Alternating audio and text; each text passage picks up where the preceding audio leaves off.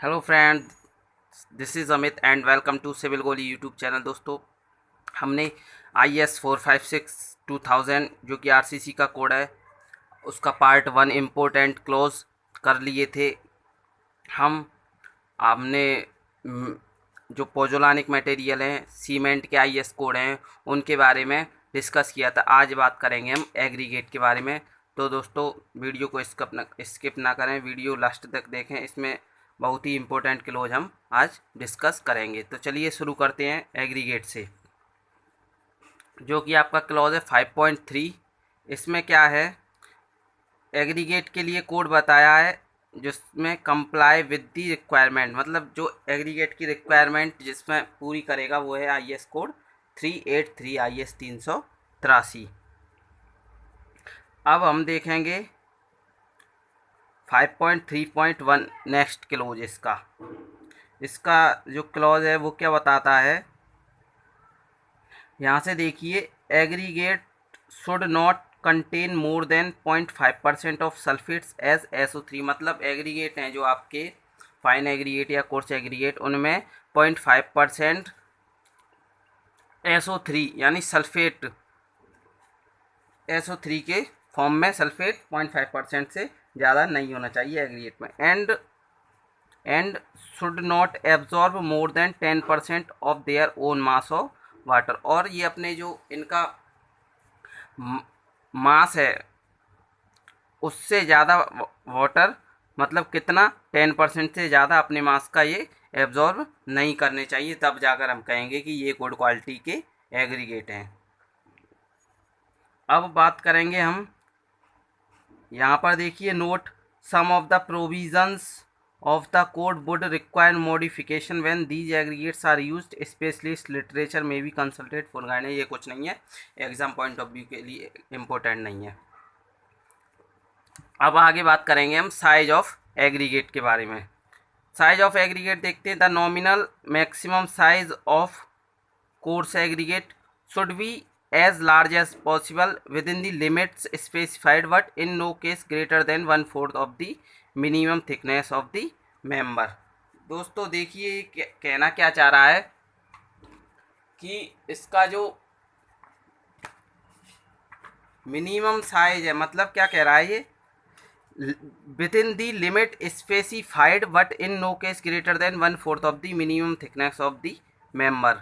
ये जो है आपका नॉमिनल साइज ऑफ एग्रीगेट, ये कह रहा है 1/4 ऑफ दी, किसका, जो भी साइज ऑफ दी मेंबर रहेगा आपका, साइज ऑफ दी मेंबर, ये इसका नॉमिनल साइज हो जाएगा एग्रीगेट का। नेक्स्ट लाइन में बात करती हैं, प्रोवाइडेड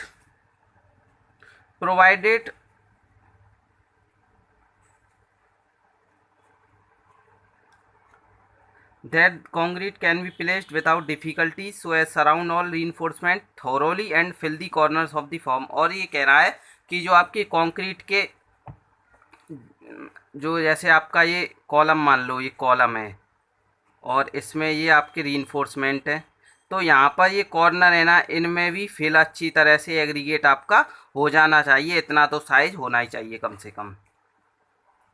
अब देखेंगे, for most work 20 mm aggregate is suitable. मतलब आपसे क्वेश्चन पूछेगा कि मिनिमम साइज कितना एग्रीगेट का हम generally most of the cases में यूज करते हैं, तो आप आंसर देंगे कि 20 mm एग्रीगेट सूटेबल रहता है। अच्छा, where there is no restriction to the flow of concrete into section. जहाँ फ्लो ऑफ कॉन्क्रीट का रेस्ट्रिक्शन ना हो तो वहाँ पर 40 mm या उससे बड़ा भी परमिटेड है एग्रीगेट का size. Thin concrete element section में क्या है, क्लोजली स्पेस्ड रीइंफोर्समेंट और स्मॉल कवर रहता है। Consideration should be given we use of 10 mm nominal maximum size. जो थिन सेक्शन है आपके, वहाँ पर आप 10 mm नॉमिनल मैक्सिमम साइज भी यूज कर सकते हो। अब देखेंगे यहाँ, films above 160 mm and up to any reasonable size may be used in plain concrete work up to a maximum limit of 20% by volume of concrete। इसमें कहा गया है कि जो प्लम्स हैं, एक क्वेश्चन ये भी आता है कि प्लम्स का साइज कितना रहता है, तो प्लम्स का साइज रहता है 160 mm और उससे ऊपर 160 mm से ज़्यादा ही जो एग्रीगेट है आपका, वो आप कहेंगे कि ये प्लम्स है। अब ये कहाँ पर यूज होते हैं, तो देखिए प्लेन कंक्रीट वर्क में जहाँ पर मैक्सिमम लिमिट 20% हो वॉल्यूम ऑफ कंक्रीट की, मतलब आपकी volume of concrete 20% maximum limit हो प्लेन कंक्रीट में, वहाँ पर इसका यूज करेंगे हम। और स्पेशली फॉर्मेटेड करते हैं इसको, जो चार्ज में रहेगा इंजीनियर वो। The plum shall be distributed evenly and shall be not closer than 150 mm from the surface. और देखिए ये heavily reinforced cement members clause next आता है 5.3.3.1 में। क्या बताता है, हेविली रीइंफोर्स्ड सीमेंट कंक्रीट के बारे में बात की गई है। वो कहाँ पर हम प्रोवाइड करेंगे, in case of ribs of main beams the nominal maximum size of the aggregate should usually be restricted to 5 mm less than the minimum clear distance between the main bars और 5 mm less than the minimum cover to the reinforcement whichever is smaller. अब देखिए यहाँ पर हम इसको formula के form में कैसे लिखते हैं, फॉर हेविली रीइंफोर्स्ड सेक्शन। तो क्या कह रहा है ये, कि देखिए ये कह रहे हैं कि ये तो आपका क्लियर डिस्टेंस हो गया दो मेन वार के बीच में, और मेन वार की बॉटम से लेके बीम के बॉटम तक ये कवर हो गया। तो कह रहा है clear distance 5 mm minus clear distance 5 mm minus minimum cover, इसमें से जो स्मॉल हो उसको हम अडॉप्ट कर लेंगे और हम कहेंगे एग्रीगेट का साइज है ये। ठीक है, एग्रीगेट का साइज हम इसको कहेंगे। आगे बात समझ में, नेक्स्ट बढ़ते हैं।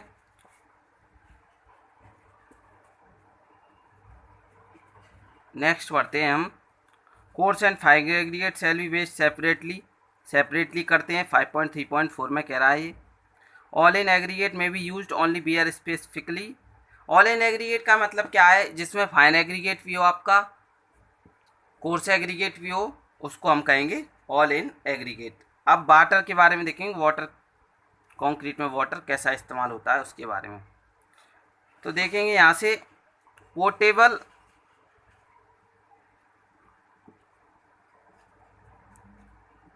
Water is generally considered satisfactory for mixing concrete. जो मतलब आपके पीने योग्य पानी वाटर रहता है वो हम मिक्सिंग करने में यूज करेंगे, कंक्रीट की मिक्सिंग करने। यहाँ से है ये important 5.4.1.2 clause. Average 28 days compressive strength of at least 150 mm concrete cubes prepared with water proposed to be used shall not be less than 90% of the average of strength of 3 similar concrete cubes prepared with distilled water. The cubes shall be prepared, cured and tested in accordance with the requirements of IS 516। अब देखते हैं हम कैसे समझेंगे इसको अपने language में, आसान भाषा में। देखिए क्या कह रहा है ये, average 28 days compressive strength of at least 350 mm cube. देखिए ये हमने 150 mm के क्यूब बनाए 3, जो कि 150 mm ये हमने क्यूब बना लिए।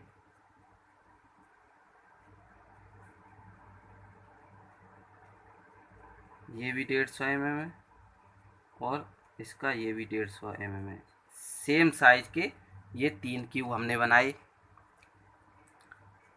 Cell not be less than, इनकी स्ट्रेंथ है जो 28 days पे हम इनकी स्ट्रेंथ निकालेंगे, 28 days पर हम इनकी स्ट्रेंथ निकालेंगे। अब क्या कह रहा है, 90% of the average of strength of 3 similar concrete cubes prepared with distilled water.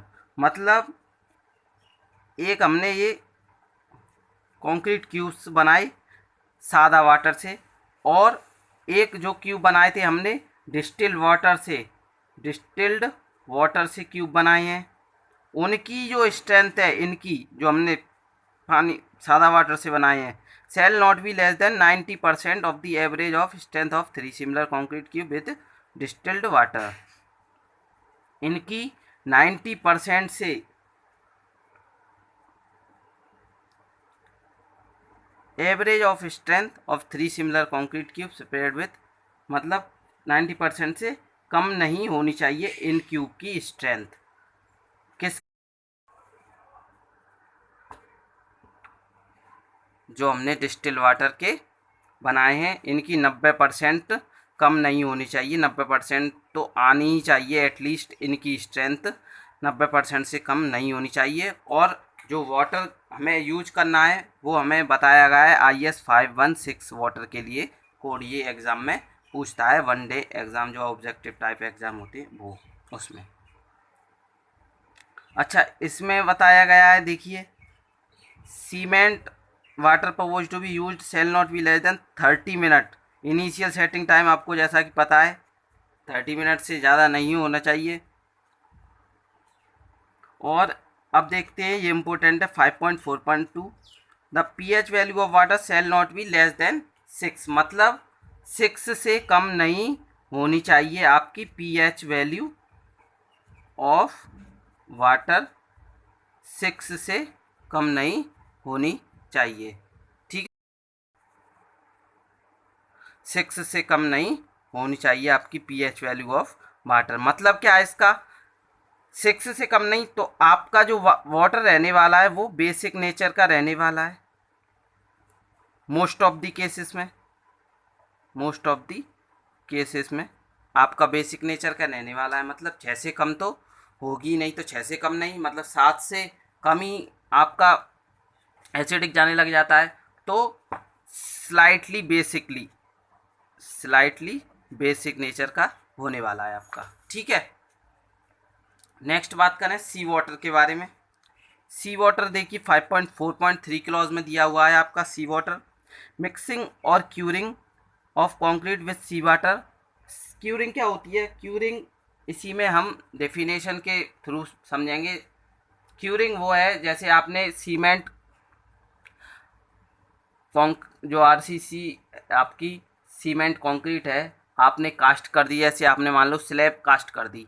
अब आपको क्या है, फॉर्म वर्क आपका लगा हुआ है, सेंटरिंग शटरिंग भी लगी हुई है आपकी।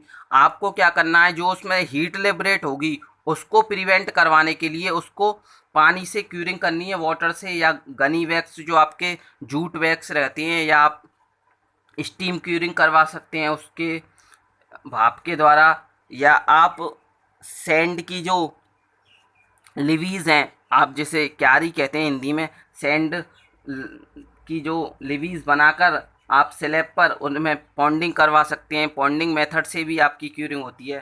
तो मोटे मोटे तौर पर समझें क्यूरिंग क्या है, कंक्रीट में से वाटर लॉसेस ना होने दे, उसकी जो केमिकल रिएक्शन होती है उसमें वाटर लॉस होगा, उसको प्रिवेंट करने के लिए हम क्यूरिंग करते हैं कंक्रीट की। तो वहीं पे क्या कह रहा है, concrete with sea water is not recommended, मतलब क्यूरिंग और मिक्सिंग सी वाटर को रिकमेंड नहीं करता है IS कोड, मतलब मिक्सिंग और क्यूरिंग सी वाटर से नहीं करनी चाहिए, ये कह रहा है इसमें। Of presence of harmful salts in sea water, क्यों, क्योंकि उसमें हार्मफुल सॉल्ट्स रहते हैं सी वाटर में, ऑब्वियस सी बात है। आपके ऑर्गेनिक इनऑर्गेनिक सारे मैटर उसमें हार्मफुल कंटेंट रहेगा सी वाटर में।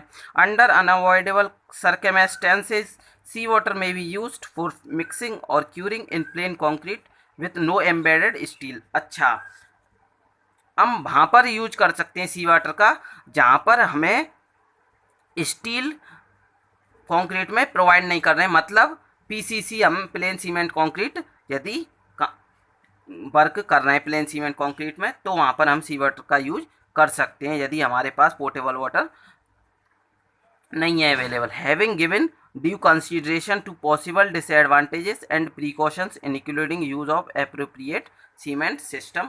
इसमें जो टेबल दे रखी है कि हमारे जो वाटर में परमिसिबल लिमिट कितनी होनी चाहिए, उसी के बारे में ये बता रहे हैं। तो ये देखिए, ये आपके पास टेबल है, परमिसिबल लिमिट फॉर सॉलिड्स, इसमें जो आपका दिया है सीरियल नंबर है, टेस्टेड एज पर, कौन सा कोड के थ्रू हमें टेस्ट करना है, परमिसिबल लिमिट मैक्सिमम कितनी है। ऑर्गेनिक कंटेंट जो आपके सी वाटर में रहेगा उसके लिए कोड जो रेफर है वो IS 3025 पार्ट 18 है। परमिसिबल लिमिट मैक्सिमम कितनी है आपकी 200 mg पर लीटर। इनऑर्गेनिक के लिए 3000 mg पर लीटर। कोड जो बताया है 3025 पार्ट 18 है, इसका ऑर्गेनिक और इनऑर्गेनिक के लिए सेम कोड हमें बताया है। सल्फेट या SO3 कितना रहेगा परमिसिबल लिमिट मैक्सिमम 400 mg पर लीटर। इसका जो कोड बताया IS 3025 पार्ट 24 है। क्लोराइड्स कंटेंट कितना रहेगा 2000 mg पर लीटर। और for concrete not containing embedded steel, मतलब PCC के लिए जहाँ स्टील एम्बेड ना हो आपकी कंक्रीट में, स्टील कास्ट ना की गई हो, तो उसके लिए क्या कह रहा है एंड 500 mg पर litre for reinforced concrete work. अच्छा, PCC के लिए तो आपको क्लोराइड कंटेंट मैक्सिमम जो आपके सी वाटर में रहना चाहिए वो रहना चाहिए 2000 mg पर लीटर। वहीं पर बात करें हम RCC के लिए 500 mg पर लीटर होना चाहिए। सस्पेंडेड मैटर देखें तो इसके लिए कोड बताया है IS 3025 पार्ट 17, 2000 mg पर लीटर भी इसकी परमिसिबल लिमिट बताई गई है। दोस्तों आगे बढ़ते हैं हम 5.4.4 में।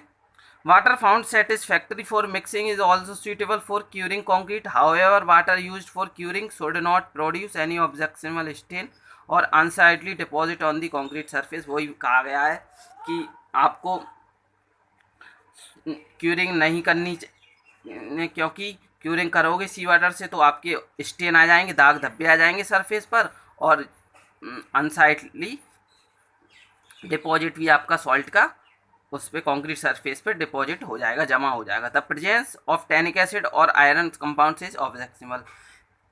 यदि आपके वाटर में टैनिक एसिड और आयरन है तो आप उस वाटर को यूज नहीं करेंगे, ना मिक्सिंग में ना क्यूरिंग में, ठीक है।